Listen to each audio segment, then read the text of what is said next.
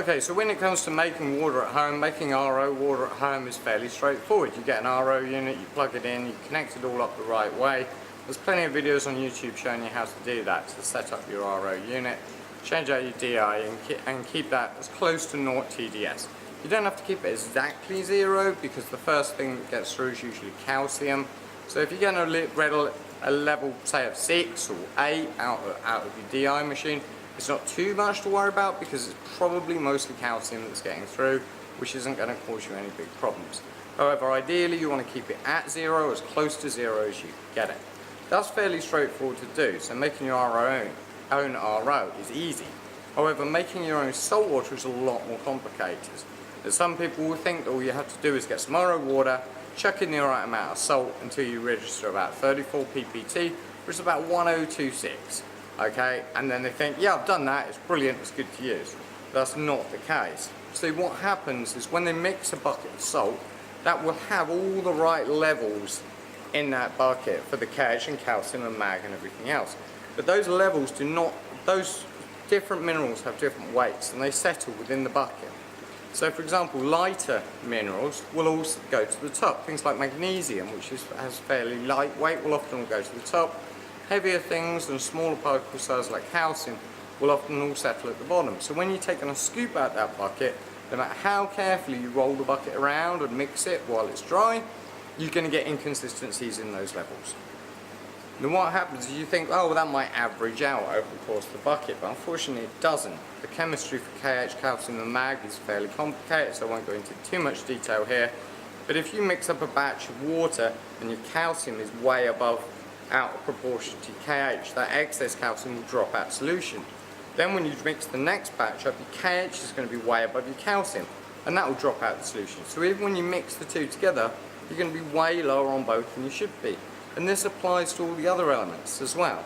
And there's up to 70 trace elements in salt water. Calcium and KH and mag you can test for very easily. The others are difficult to test for with home kits. And sending off an ICP test or something every time you mix salt water is impractical and too expensive. So what do you do to get around this problem? The simplest solution by far is to always mix a whole bucket of salt at a time. If you've got a 1,000 litre mix tub, you can mix up 600, 800 litres at a time. You're going to get nice consistent levels. In the shop here we mix 1,000 litres at a time, and then we blend it in our 4,000 litre storage. So even if there's little variations between each bucket on salt, there's 4 or 5 or 6 buckets of salt in there at any one time, all being blended together. So all those consistencies are smoothed out to give a nice consistent level. When you're mixing at home, however, mixing in a 1,000 litre tub is quite difficult because of sheer size. You know, it's bulky to store around the home. The absolute smaller size container you want to be able to mix quality salt water in is a 200 litre. Mixing a third of a bucket at a time is the smallest quantity you ever want to mix. If you're mixing it in 25 litre containers and things, your levels are going to be all over the place, and that is going to cause you a lot of problems in a reef aquarium. Now for a 200 litre bucket, a lot of people will just use like a water butt that you can buy from a home DIY store, such as in the States, you know, you could buy it from, can't think of any in the States, Home Depot. You get it from Home Depot or something like that. In the UK you can get it from places like Wilko's and B&Q and places like that.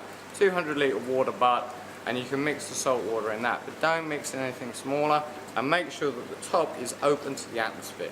When salt mixes, a lot of complex chemical reactions take place, and things like ammonia gas can be vented off. If the container is sealed, the ammonia can be reabsorbed into the water, and freshly mixed salt water might then contain a significant amount of ammonia, which could cause problems in your tank. So make sure it's 200 litres plus and well ventilated, mixed to 34 ppt with a freshly calibrated refractometer, preferably the D&D one.